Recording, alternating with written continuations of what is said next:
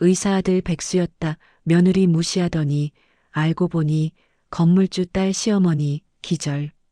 명절 아침이었습니다. 시댁 거실에는 이른 아침부터 친척들이 모여들기 시작했고 저는 부엌에서 아침부터 손이 부르트도록 음식을 준비하고 있었습니다. 손가락 끝이 뜨거운 물에 대어 얼얼했지만 표정 하나 바꾸지 않고 설거지를 계속했습니다. 거실에서는 시어머니의 목소리가 들려왔습니다.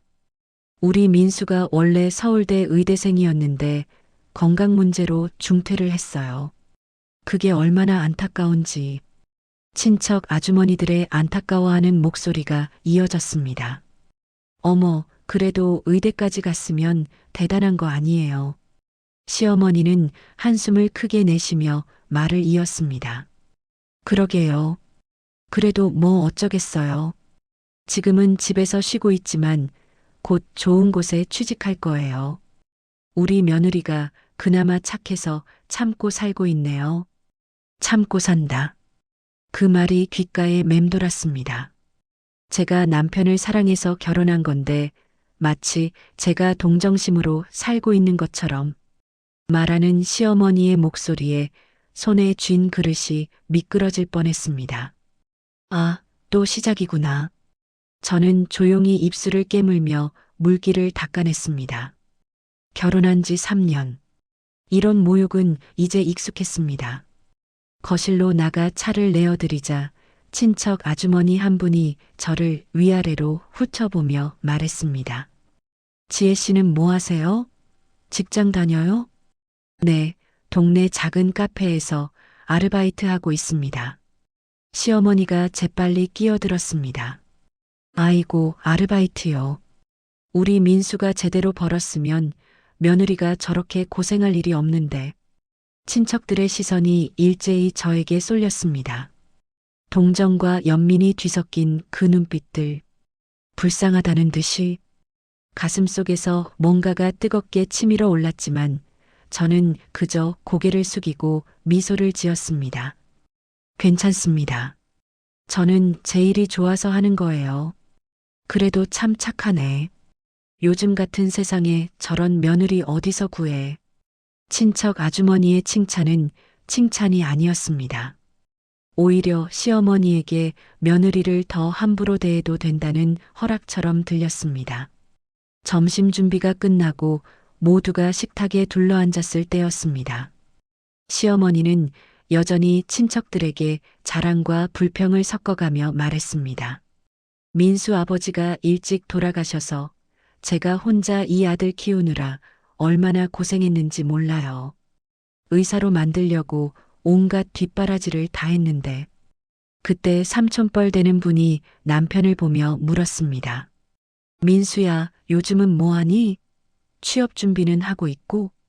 남편은 고개를 떨군 채 작은 목소리로 대답했습니다. 아직 찾고 있습니다. 34시면 이제 나이도 있는데 빨리 자리 잡아야지. 시어머니가 한숨을 쉬며 끼어들었습니다. 그러게 말이에요. 제가 매일 얘기해도 귀에 안 들어가나 봐요. 이러다가 며느리한테 미안하지도 않은가 봐요. 저는 젓가락을 든 손을 멈췄습니다. 남편의 얼굴이 점점 더 창백해지는 게 보였습니다. 남편은 제 손을 슬쩍 잡으려 했지만 저는 그 손을 피했습니다. 왜냐고요? 지금 이 순간에도 남편은 아무 말도 하지 못하고 있었으니까요. 식사 후 설거지를 하는데 시어머니가 부엌으로 들어왔습니다. 친척들이 거실에서 TV를 보는 소리가 멀리 들렸습니다. 지혜야, 네 어머니. 너 오늘 친척들 앞에서 표정 관리 좀 해. 우리 집안 체면이라는 게 있잖아. 표정 관리요. 제가 무슨 표정을 지었다고. 최선을 다하겠습니다. 그리고 말이야, 민수 아빠 제사 때 쓸 돈 좀 보태줄 수 있겠니? 우리 민수가 지금 형편이 어려우니까. 또 돈 얘기였습니다. 시어머니는 항상 이런 식이었습니다. 저를 무시하면서도 필요할 때는 당연하다는 듯 돈을 요구했습니다. 알겠습니다. 얼마나 필요하신데요? 200만 원 정도면 되겠다. 200만 원. 제 한 달 카페 아르바이트 수입이 100만 원이 조금 넘었습니다. 시어머니는 그걸 알면서도 태연하게 요구했습니다. 알겠습니다.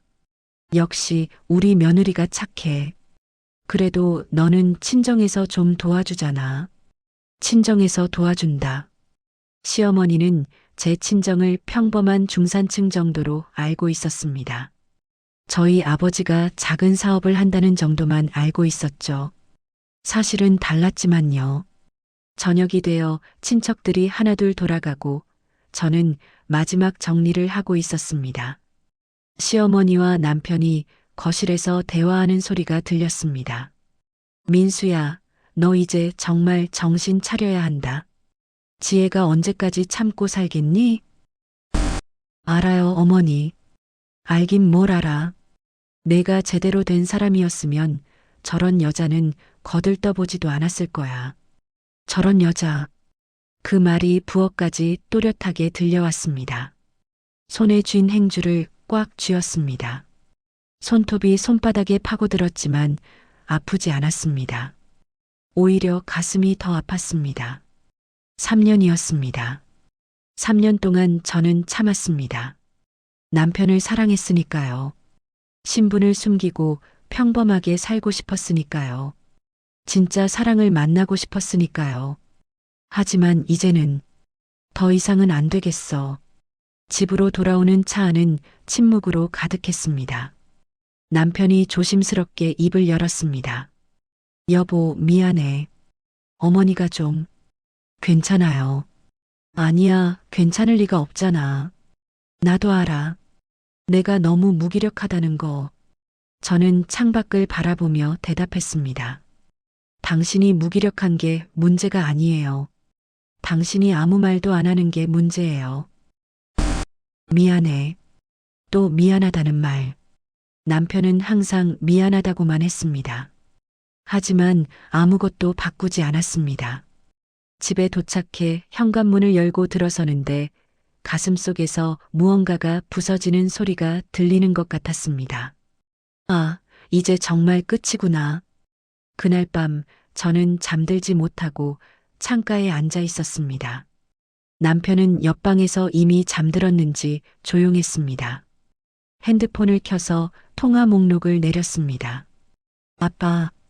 그 이름을 한참 동안 바라보다가 저는 전화를 걸었습니다. 2번의 신호음 후 아버지의 목소리가 들렸습니다. 지혜야, 무슨 일이니?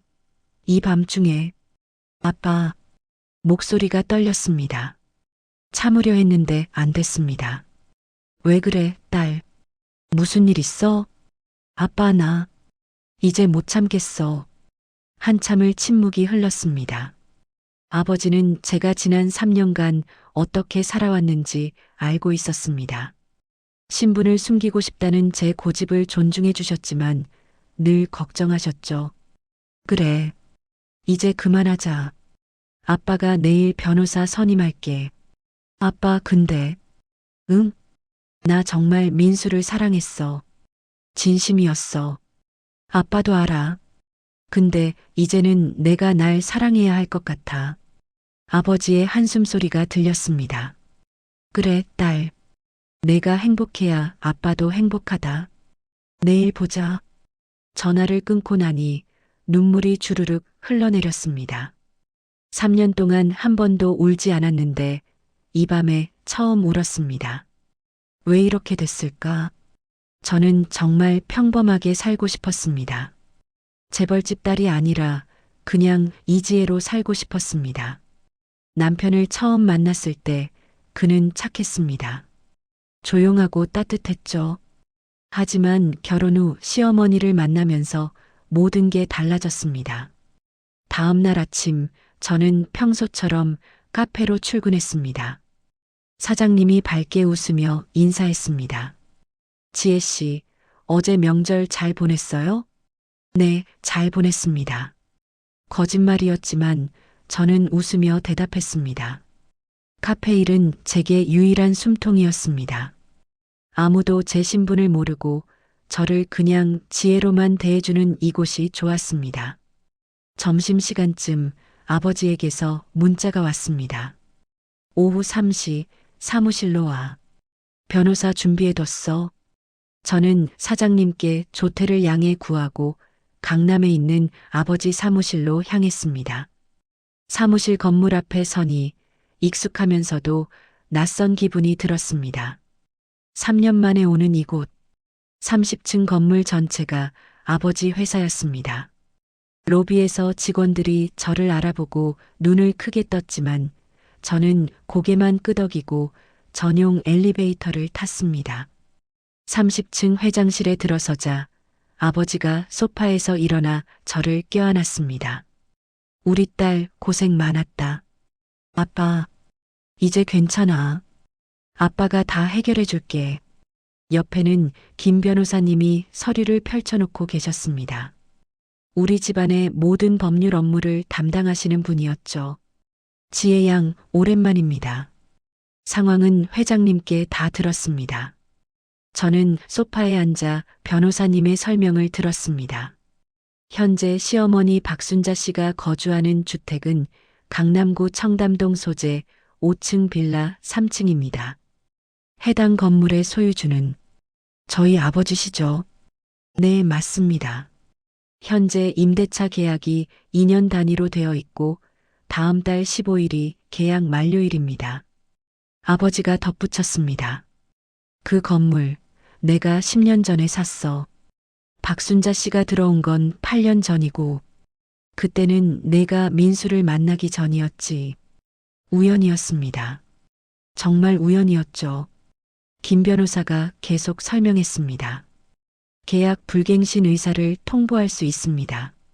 법적으로 아무 문제 없습니다. 그리고 변호사님은 다른 서류를 꺼냈습니다. 시어머니의 현재 재정 상태를 조사해 봤습니다. 남편 사망 후 받은 보험금과 퇴직금을 아들 의대 교육비로 대부분 소진했고 현재 예금은 3천만 원 정도입니다. 별다른 수입은 없고 아들이 백수인 상태라 생활이 넉넉하지 않습니다. 그래서 제게 계속 돈을 요구했던 거군요. 그렇습니다. 지혜 양이 주신 돈이 생활비의 상당 부분을 차지했을 겁니다. 아버지의 얼굴이 굳었습니다. 얼마나 줬어? 3년 동안. 아마 2천만 원 정도요. 뭐? 아버지가 벌떡 일어났습니다. 그 돈을 내가 어떻게 마련했는데? 아빠가 주신 비상금이랑 제가 몰래 아르바이트해서. 지혜야. 아버지의 목소리가 떨렸습니다. 미안해, 아빠. 나도 자존심이 있었어. 아빠 돈 쓰기 싫었어. 김 변호사가 조용히 말했습니다. 회장님, 진정하시고요. 지금은 대응 방안을 정해야 합니다. 저는 고개를 들어 아버지를 바라봤습니다. 아빠, 나 이거 하고 싶어. 내 방식으로. 어떻게?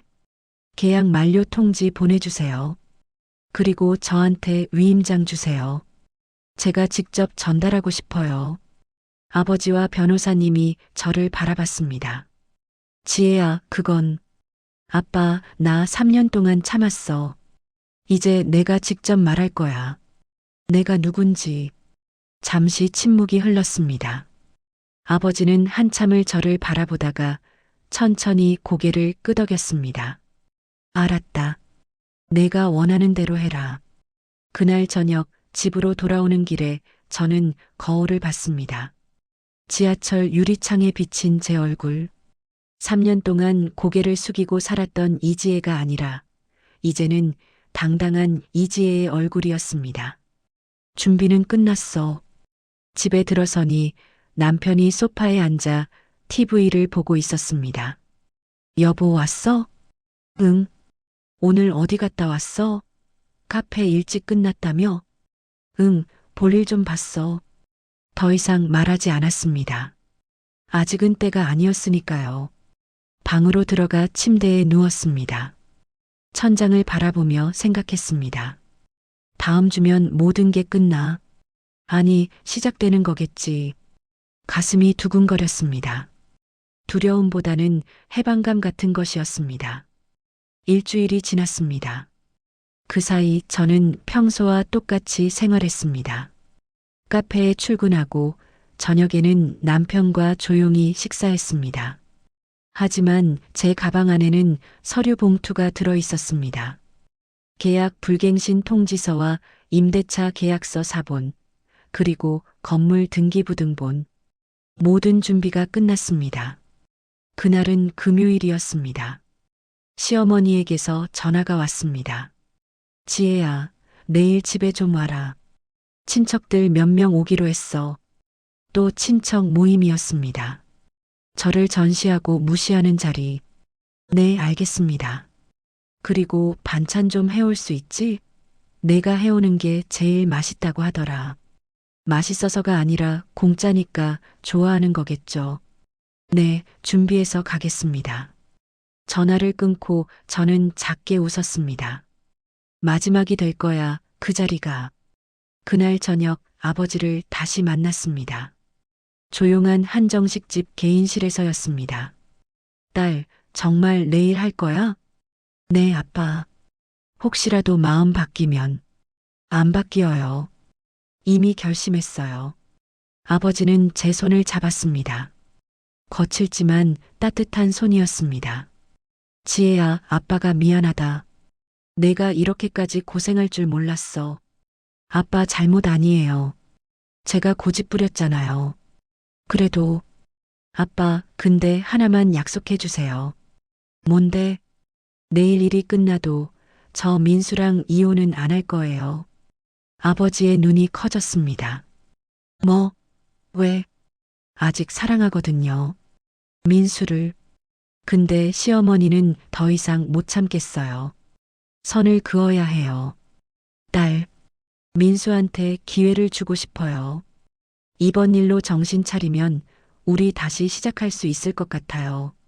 아버지는 한참을 저를 바라보다가 한숨을 쉬었습니다. 알았어. 내 뜻대로 해라. 하지만 그 사람이 또 너한테 상처 주면 아빠가 가만 안 있을 거야. 알아요, 아빠. 그날 밤 집에 돌아와서 저는 남편에게 물었습니다. 여보, 나한테 미안한 거 있어? 갑작스러운 질문에 남편이 놀란 표정을 지었습니다. 응? 왜 갑자기? 그냥 궁금해서. 남편은 한참을 머뭇거리다가 대답했습니다. 미안한 게 많지. 내가 무능해서 어머니한테 아무 말도 못해서. 그거 알면서 왜 계속 그래? 용기가 없어. 어머니가 무섭고 또 어머니한테 미안하고 나한테는 미안하지 않아? 그것도 미안해. 근데 지혜야, 나 정말 너 사랑해. 그거 하나만은 믿어줘. 저는 남편의 눈을 똑바로 봤습니다. 진심이 보였습니다. 이 사람은 저를 사랑하고 있었습니다. 다만 너무 약했을 뿐이었죠. 나도 당신 사랑해. 그래서 내일 같이 가자. 어머니 댁에. 응, 그래. 남편은 제 의도를 전혀 눈치채지 못했습니다. 다음 날 아침 저는 평소보다 정성껏 화장을 했습니다. 수수한 옷 대신 아버지가 선물해 주셨던 명품 원피스를 꺼내 입었습니다. 거울을 보니 낯선 제 모습이 보였습니다. 이게 진짜 나야. 가방에 서류 봉투를 넣고 남편과 함께 시댁으로 향했습니다. 차 안에서 남편이 물었습니다. 오늘 왜 이렇게 예쁘게 입었어? 그냥 기분 전환하고 싶어서. 그래, 잘 어울려. 잘 어울린다. 곧 알게 될 거야. 이게 원래 내 모습이라는 걸. 시댁에 도착하니 벌써 친척들이 모여 있었습니다. 시어머니가 현관으로 나오며 저를 위아래로 훑어봤습니다. 어머, 오늘 먼 바람이 불어서 이렇게 차려입고 왔어? 그냥 기분 좋아서요. 기분 좋아? 뭐가 좋다고? 들어와. 거실에는 지난번에 봤던 친척들과 새로운 얼굴 몇 명이 더 있었습니다.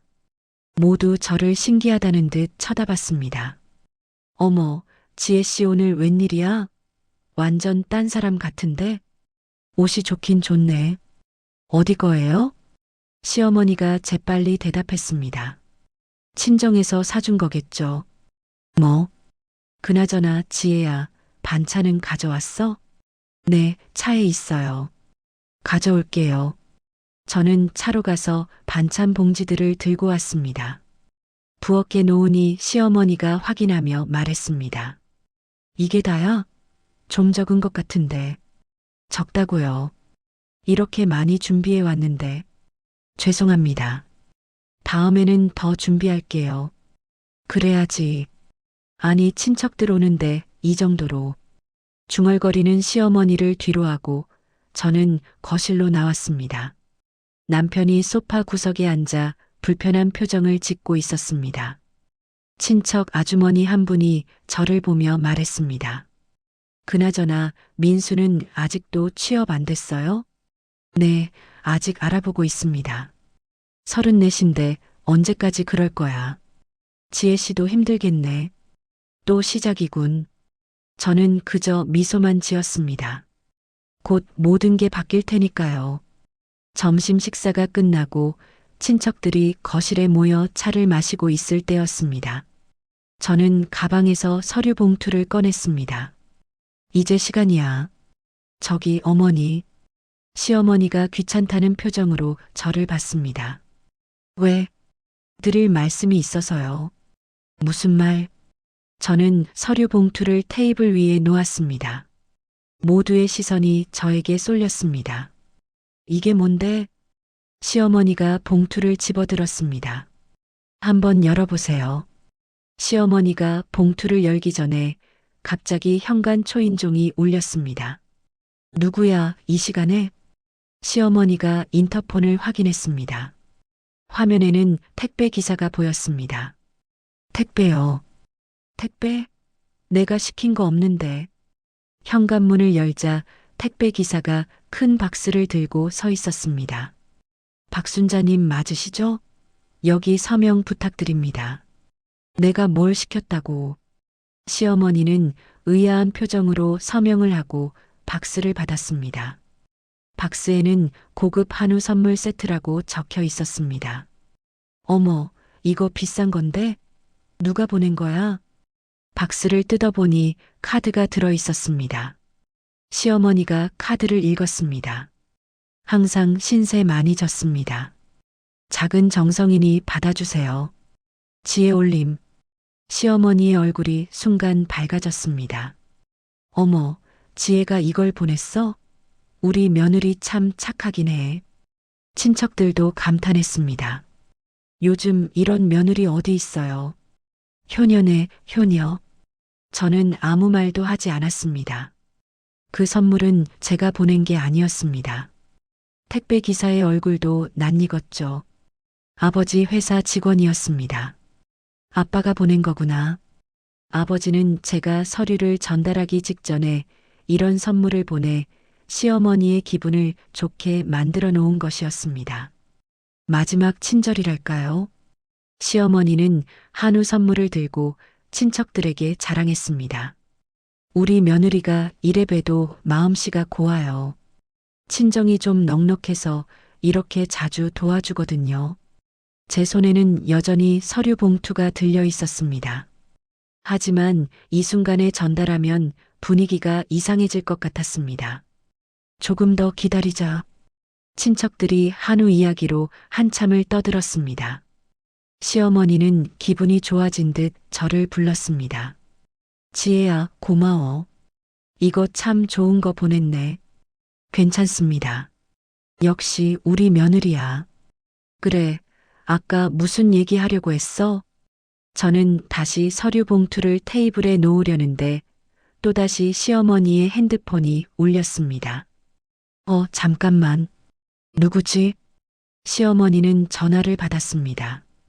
여보세요? 아, 언니. 응, 지금 집에 있어. 친척들이랑 모여 있거든. 시어머니의 언니, 그러니까 큰 고모였습니다. 시어머니는 한참을 전화하더니 얼굴이 어두워졌습니다. 뭐라고? 병원에? 지금 어디? 무슨 일인가 봅니다. 시어머니가 전화를 끊더니 황급히 가방을 챙겼습니다. 미안한데 나 먼저 가봐야겠어.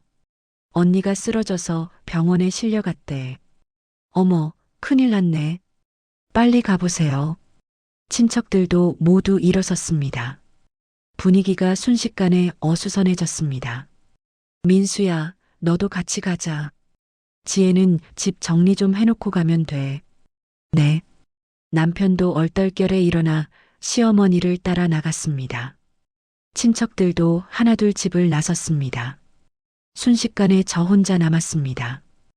허무하게 손에 든 서류 봉투가 무겁게 느껴졌습니다. 오늘 끝내려고 했는데 이렇게 되다니. 저는 한숨을 쉬며 거실 소파에 앉았습니다. 텅 빈 거실이 쓸쓸했습니다. 그래, 오늘은 아니구나. 핸드폰을 꺼내 아버지에게 문자를 보냈습니다. 아빠, 오늘은 안 될 것 같아. 상황이 꼬였어. 곧 답장이 왔습니다. 괜찮아. 다음 기회에 하자. 서두를 필요 없어. 하지만 저는 조급했습니다. 이미 결심한 일이었고 오늘 끝내고 싶었는데 설거지를 하고 집안을 정리했습니다. 시어머니의 집은 생각보다 오래되고 낡았습니다. 벽지는 곳곳이 찢어져 있었고 가전제품들도 10년은 넘은 듯 보였습니다. 이 집이 우리 아버지 건물이라니. 거실 한쪽에 놓인 액자들을 봤습니다. 남편의 어린 시절 사진들이었습니다. 교복을 입은 남편, 의대 입학식 날 찍은 사진. 그 옆에는 시어머니와 시아버지의 결혼 사진이 있었습니다. 젊은 시어머니는 행복해 보였습니다. 이 사람도 한때는 행복했을 텐데. 하지만 그게 제가 모욕받아야 할 이유는 아니었습니다. 정리를 마치고 나오는데 남편에게서 전화가 왔습니다. 여보, 미안해. 큰 고모가 많이 아프셔서 오늘 밤 병원에 있어야 할 것 같아. 그래, 알았어. 너 혼자 집 가도 돼? 응, 괜찮아. 전화를 끊고 저는 시댁을 나섰습니다. 버스 정류장으로 걸어가는데 뒤에서 누가 부르는 소리가 들렸습니다. 지혜 씨. 돌아보니 아까 있던 친척 아주머니 한 분이었습니다. 아, 네. 안녕하세요. 나도 지금 가는 길인데 같이 가요. 네. 버스를 기다리는 동안 아주머니가 말을 걸었습니다. 지혜 씨, 참 대단해요. 민수 같은 남편 두고도 저렇게 잘 참고 사는 거 보면. 감사합니다.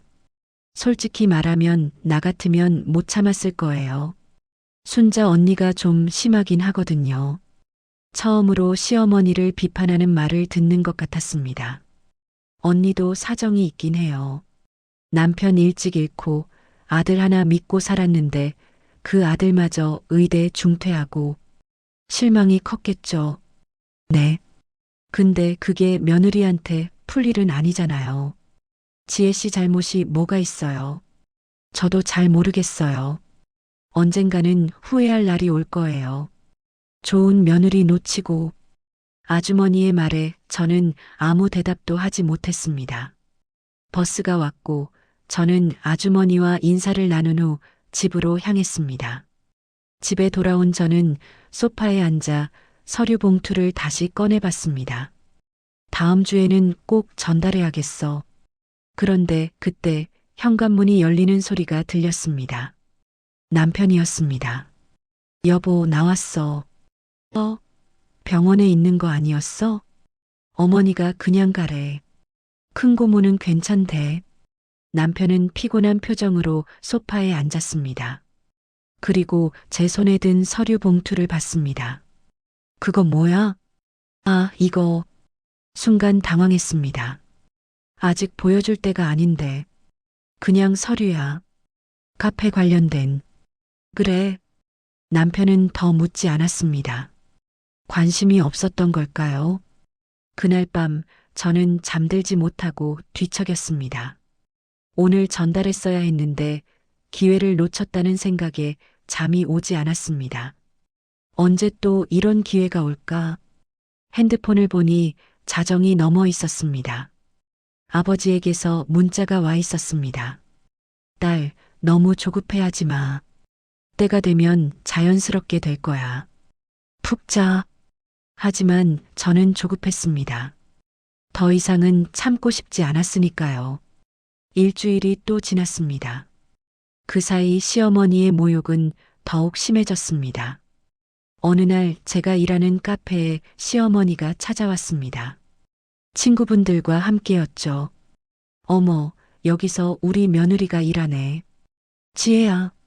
카페 안에 있던 손님들이 모두 저를 봤습니다. 부끄러웠지만 웃으며 인사했습니다. 어머니, 어떻게 오셨어요? 그냥 친구들이랑 차 마시러 왔지. 여기 아메리카노 4잔. 네, 알겠습니다. 시어머니는 친구들과 자리에 앉더니 큰 소리로 얘기하기 시작했습니다. 우리 며느리가 여기서 일해요. 착하죠? 우리 아들이 지금 좀 쉬고 있어서 며느리가 벌어서 사는 거예요. 친구분들이 저를 동정하는 눈빛으로 봤습니다. 아이고, 며느리가 고생이네.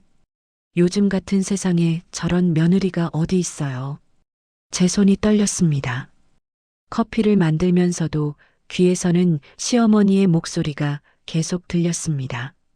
그래도 뭐 친정에서 좀 넉넉하니까 큰 걱정은 없어요. 그래도 우리 민수가 곧 취직할 거예요. 그렇게 1시간 동안 시어머니는 저를 화제로 삼아 친구들과 수다를 떨었습니다. 사장님이 제 표정을 보고 걱정스럽게 물었습니다.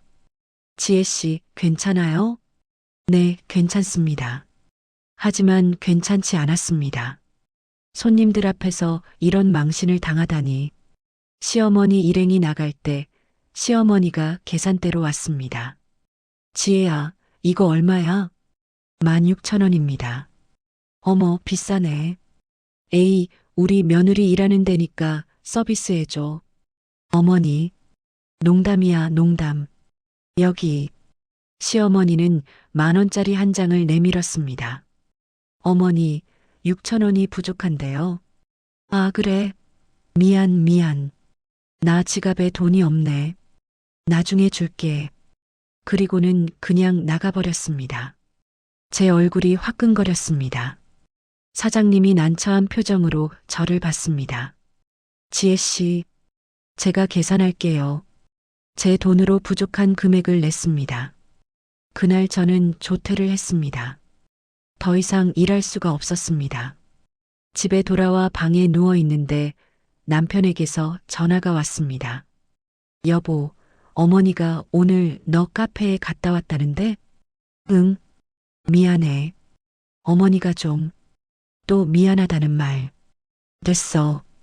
여보, 나 진짜 미안해. 내가 어머니한테 말할게. 말하지 마. 어차피 소용없어. 전화를 끊고 저는 서류 봉투를 다시 꺼냈습니다. 이제 정말 끝내야겠어. 다음 날 저는 시어머니에게 전화를 걸었습니다. 어머니, 오늘 댁에 가도 될까요? 오늘? 왜? 드릴 말씀이 있어서요. 중요한 얘기예요. 중요한 얘기? 뭔데? 직접 가서 말씀드리고 싶어요. 저녁 때 갈게요. 그래, 알았어. 전화를 끊고 저는 아버지에게 문자를 보냈습니다. 아빠, 오늘 끝낼 거야.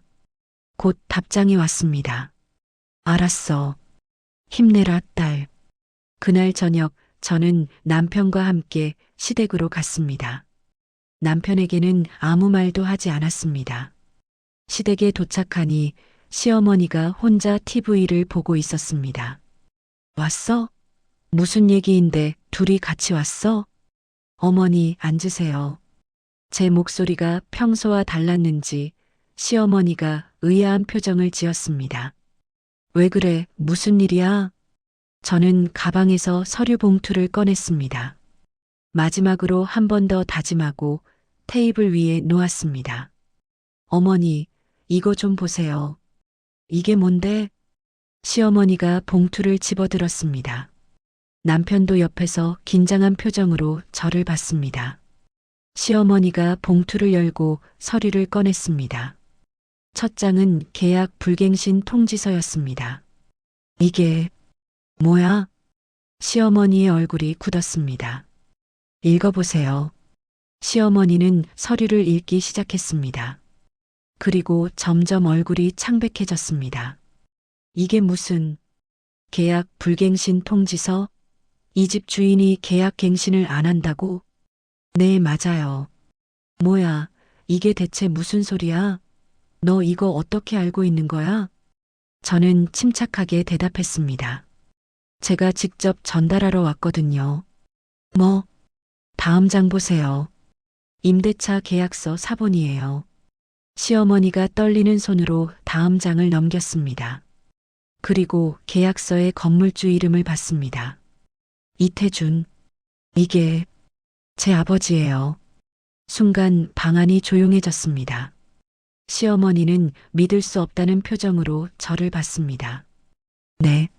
내 아버지가 이 건물 주인이라고? 네. 그리고 마지막 장도 보세요. 건물 등기부등본이에요. 시어머니가 마지막 장을 봤습니다. 거기에는 명확하게 적혀 있었습니다. 소유주 이태준. 이게 무슨... 시어머니의 손에서 서류가 떨어졌습니다. 남편이 황급히 서류를 주워 읽었습니다. 여보, 이게 정말이야? 장인어른이 이 건물 주인이라고? 응. 남편의 얼굴도 새하얗게 질렸습니다. 시어머니가 소파에 주저앉으며 물었습니다. 그럼 너희 집이 얼마나 사는데? 저는 처음으로 시어머니의 눈을 똑바로 바라보며 대답했습니다. 이 건물 말고도 강남 일대에 건물 30개 정도 있어요.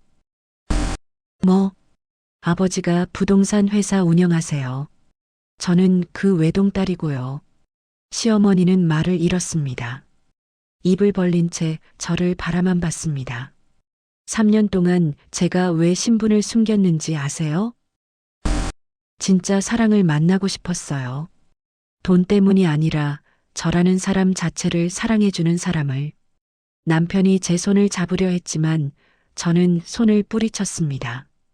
그래서 민수를 만났을 때 신분을 숨기고 평범하게 만났어요. 민수는 저를 사랑해줬죠. 돈 때문이 아니라. 지혜야. 남편의 목소리가 떨렸습니다. 근데 어머니는 절 뭐라고 하셨죠? 참고 산다고. 불쌍하다고. 민수가 제대로 됐으면 저 같은 여자는 거들떠보지도 않았을 거라고. 시어머니의 얼굴이 점점 더 창백해졌습니다. 저기 3년 동안 참았어요. 어머니가 저를 무시하고 모욕하고 친척들 앞에서 망신줘도 참았어요. 민수를 사랑했으니까요. 지혜야, 내가 잘못했어. 내가 몰랐어.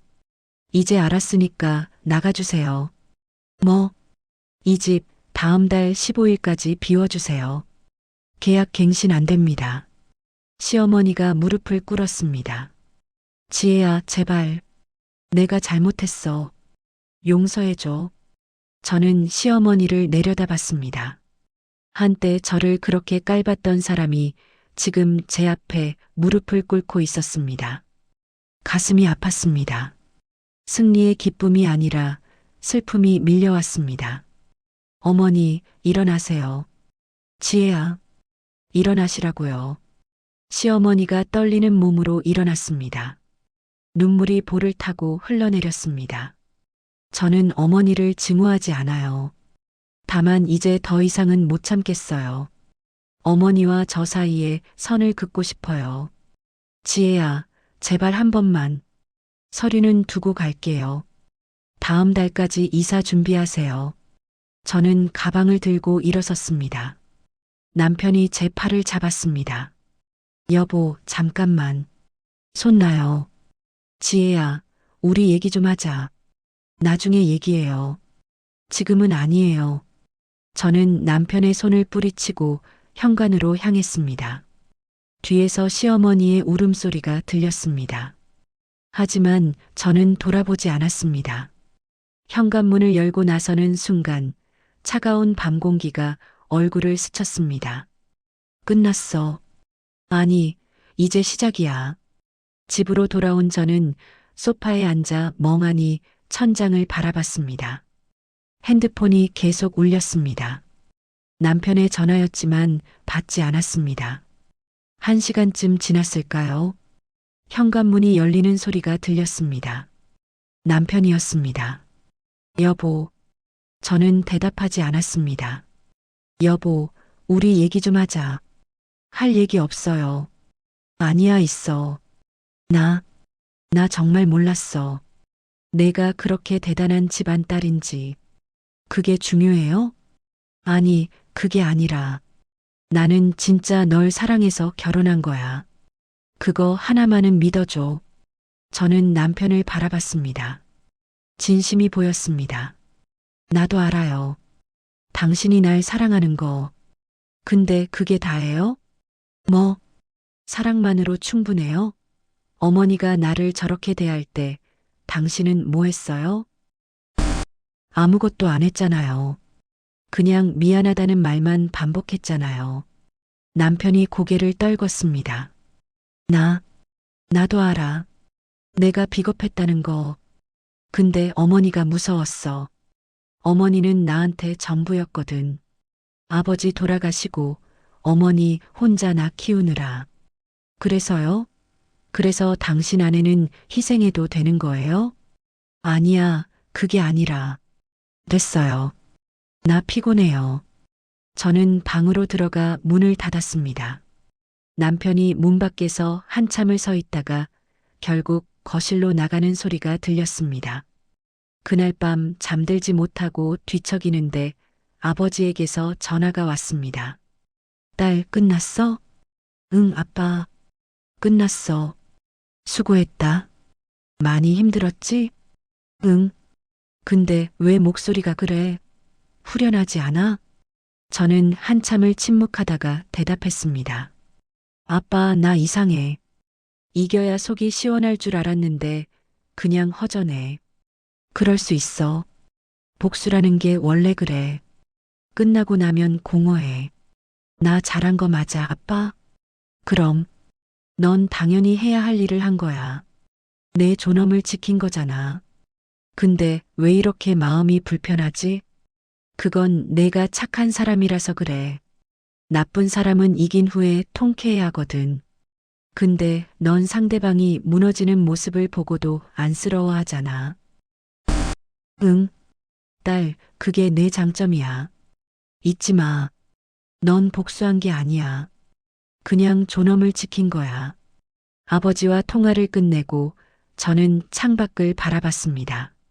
서울의 밤하늘에는 별이 보이지 않았습니다. 다음 날 아침 남편이 조심스럽게 방문을 두드렸습니다.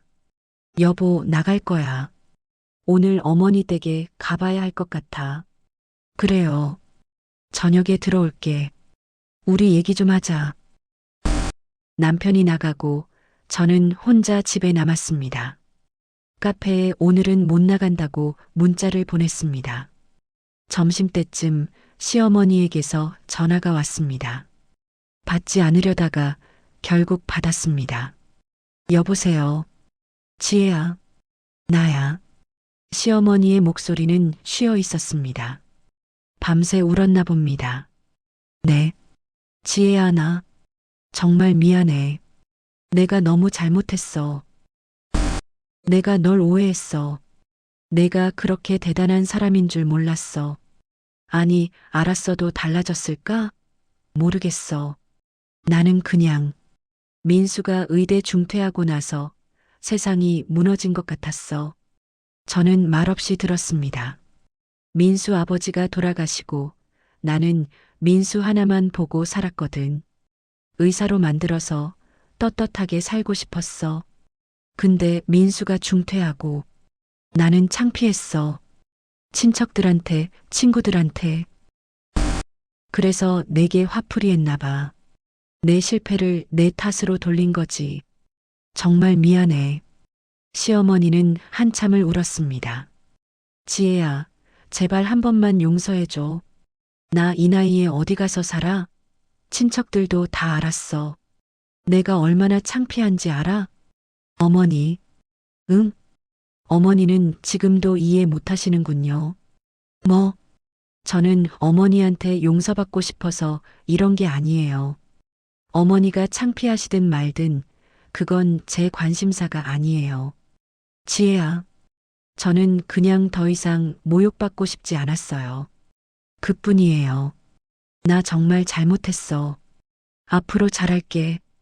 어머니, 계약 불갱신은 철회 안 돼요. 다음 달까지 이사 준비하세요. 지혜야, 저는 전화를 끊었습니다. 가슴이 답답했습니다. 왜 이렇게 됐을까? 저는 정말 복수하고 싶었던 걸까요? 아니면 그냥 인정받고 싶었던 걸까요? 오후에 아버지 사무실로 갔습니다. 아버지는 저를 보자마자 안아주셨습니다. 딸, 괜찮아? 응, 아빠. 얼굴이 안 좋네. 잘 먹고 있어? 응. 아버지 사무실에서 창밖을 바라봤습니다. 강남의 빌딩들이 햇빛에 반짝였습니다. 저 중 30개가 우리 것이라는 게 실감나지 않았습니다.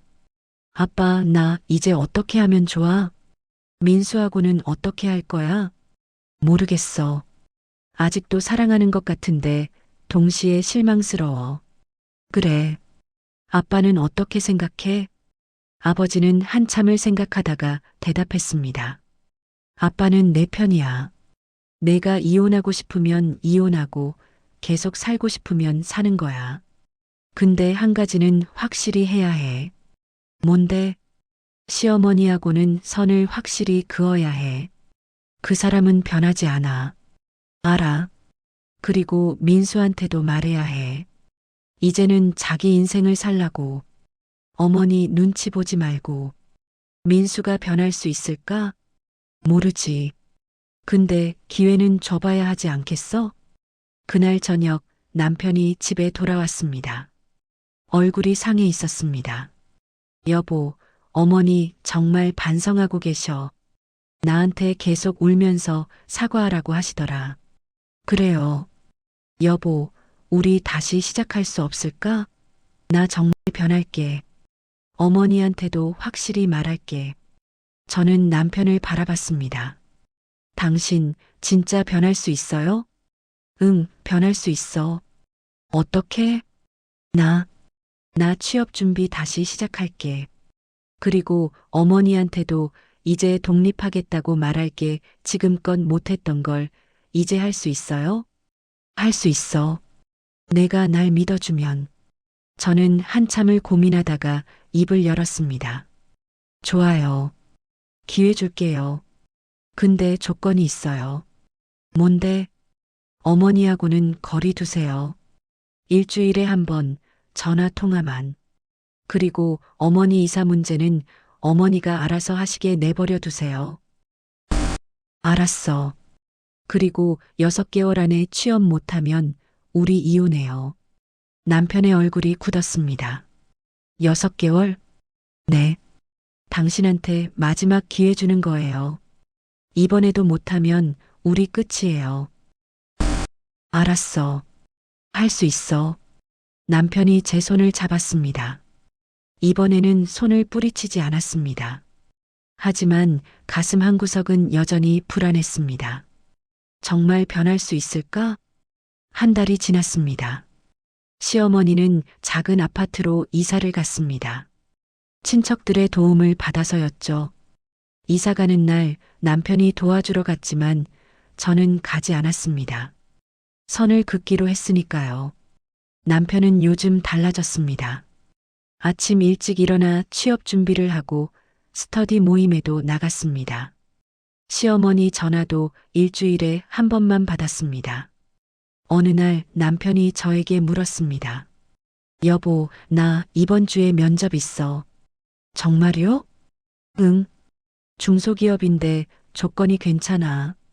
잘 됐네요. 근데 여보, 하나만 물어봐도 돼? 뭔데요? 너는 나랑 결혼한 거 후회해? 저는 한참을 생각했습니다. 후회는 안 해요. 다만 아쉬워요. 뭐가? 당신이 진작 이렇게 했으면 어땠을까? 남편이 고개를 숙였습니다. 미안해. 나 너무 늦게 정신 차렸어. 늦지 않았어요. 지금이라도 하는 거잖아요. 그날 저녁 남편의 면접이 있는 날이었습니다. 저는 남편을 위해 특별히 저녁을 준비했습니다. 남편이 집에 돌아왔을 때 표정이 밝았습니다. 여보, 합격했어. 정말요? 응, 다음 주부터 출근이야. 저는 남편을 껴안았습니다. 오랜만에 느끼는 행복이었습니다. 축하해요. 정말 잘 됐어요. 고마워, 여보. 내가 기회 줘서. 그날 밤 오랜만에 우리는 행복한 시간을 보냈습니다. 다음 날 시어머니에게서 전화가 왔습니다. 남편이 받았습니다. 어머니, 네. 저 취직했어요. 네, 다음 주부터 출근이에요. 시어머니의 목소리가 핸드폰 너머로 들렸습니다. 그래, 잘 됐다. 지혜한테도 고맙다고 전해라. 네, 알겠습니다. 전화를 끊고 남편이 저를 봤습니다. 어머니가 고맙대. 그래요. 여보, 어머니 한번 만나줄 수 있어? 제대로 사과하고 싶으시대. 저는 망설였습니다. 글쎄요. 제발. 한 번만. 어머니도 많이 반성하고 계셔. 알겠어요. 만나볼게요. 주말에 우리는 시어머니를 만났습니다. 시어머니의 새 아파트는 예전 집보다 훨씬 작았습니다. 시어머니는 많이 야윈 모습이었습니다. 우리를 보자 눈물부터 흘렸습니다. 지혜야, 정말 미안하다. 내가 너무 잘못했어. 내가 얼마나 훌륭한 사람인지 너무 늦게 알았어. 어머니, 응? 저는 어머니의 사과를 받으러 온 게 아니에요. 시어머니가 놀란 표정을 지었습니다. 그럼 앞으로 어떻게 지낼지 정하러 왔어요. 그래, 말해봐. 어머니와 저는 이제 며느리와 시어머니가 아니에요. 그냥 아들의 어머니와 아들의 아내예요. 무슨 말이야? 명절에도 안 올 거예요. 생일에도 안 갈 거예요. 대신 민수가 혼자 다녀올 거예요. 시어머니의 얼굴이 굳었습니다. 그건 너무한 거 아니야? 너무한가요? 그동안 어머니가 저한테 한 것보다 너무한가요? 어머니, 저는 어머니를 용서할 수 있어요. 근데 잊을 수는 없어요. 그리고 다시 같은 관계로 돌아갈 수도 없고요. 지혜야, 대신 어머니가 아프시거나 힘드시면 저희가 도울 거예요. 돈도 드릴 거예요. 근데 그뿐이에요. 더 이상의 관계는 없어요. 시어머니는 한참을 울었습니다. 남편도 옆에서 눈물을 흘렸습니다. 어머니, 이해해 주세요. 이게 제가 드릴 수 있는 최선이에요. 알았어. 내 말이 맞아. 내가 잘못했으니까. 저는 일어섰습니다. 그럼 저희 이만 가볼게요. 지혜야. 네. 그래도 고마워. 내가 완전히 끊지 않아서. 저는 대답하지 않고 현관으로 향했습니다. 남편이 따라 나왔습니다. 차에 타서 집으로 오는 길 남편이 물었습니다. 여보, 너무한 거 아니야? 뭐가요? 어머니한테 너무 차갑게 대한 거. 저는 남편을 바라봤습니다. 당신은 아직도 모르는군요. 뭘? 제가 얼마나 양보한 건지. 어머니를 완전히 끊지 않은 게 얼마나 큰 양보인지. 미안해. 미안하다는 말 그만해요. 이제 행동으로 보여줘요. 남편은 더 이상 말하지 않았습니다. 그날 밤 저는 혼자 발코니에 나가 서울의 야경을 바라봤습니다. 불빛들이 반짝였습니다. 전화가 울렸습니다. 아버지였습니다. 딸, 어머니 만나고 왔어? 응, 아빠. 어땠어? 선을 그었어. 확실하게. 잘했어. 그게 맞아. 아빠, 근데 나 이상해. 왜? 승리한 것 같은데 전혀 기쁘지가 않아. 그럴 수 있어. 복수는 원래 그래. 끝나고 나면 허무해. 나 잘한 거 맞지? 그럼 넌 내 존엄을 지킨 거야. 그거면 충분해. 전화를 끊고 저는 한참을 서 있었습니다. 바람이 차갑게 불어왔습니다. 이제 끝났어. 새로운 시작이야. 6개월이 지났습니다. 남편은 회사에 잘 적응했고 저는 여전히 카페에서 일했습니다. 어느 날 사장님이 저를 불렀습니다. 지혜 씨, 나 이제 카페 그만두려고 해요. 나이도 있고 건강도 안 좋아서. 네. 그럼 이 카페는요? 문 닫으려고. 근데 지혜 씨, 인수할 생각 없어요? 저는 놀랐습니다. 저요? 응. 지혜 씨가 여기서 일한 지 3년이 넘었잖아요. 손님들도 지혜 씨 좋아하고 집에 돌아와 남편에게 얘기했습니다. 여보, 카페 인수하고 싶어? 정말? 좋지. 돈은 얼마나 필요해? 3억 정도. 그럼 장인어른께 말씀드려 볼까?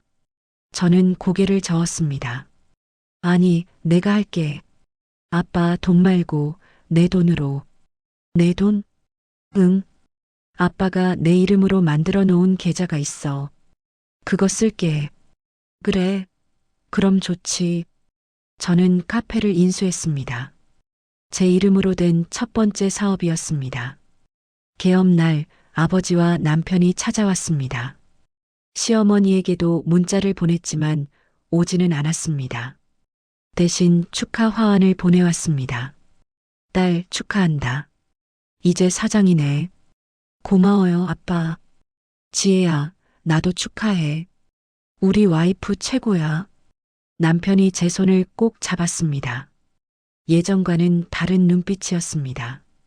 자신감이 생긴 얼굴이었죠. 그날 저녁 카페 문을 닫고 혼자 앉아 있었습니다. 텅 빈 카페는 조용했습니다. 핸드폰을 보니 시어머니에게서 문자가 와 있었습니다. 지혜야, 개업 축하해. 못 가서 미안하다. 언젠가 꼭 갈게. 건강해라. 저는 답장을 보냈습니다. 감사합니다. 어머니도 건강하세요. 짧은 문자였지만 이게 우리 사이의 적절한 거리인 것 같았습니다. 창밖을 바라봤습니다. 거리에는 사람들이 오가고 불빛들이 반짝였습니다. 문득 3년 전 생각이 났습니다. 신분을 숨기고 남편을 만났던 그때, 순수하게 사랑했던 그때, 지금은 어떤가요? 여전히 사랑하지만 이제는 더 현명해졌습니다. 사랑만으로는 부족하다는 것, 존중이 필요하다는 것을 배웠습니다. 핸드폰을 꺼내 일기를 썼습니다. 오늘 내 카페를 열었다. 3년 전 시작했던 아르바이트가 이렇게 내 사업이 될 줄 몰랐다. 그동안 많은 일이 있었다. 모욕도 받고 상처도 받았다. 하지만 견뎠다. 그리고 이겼다.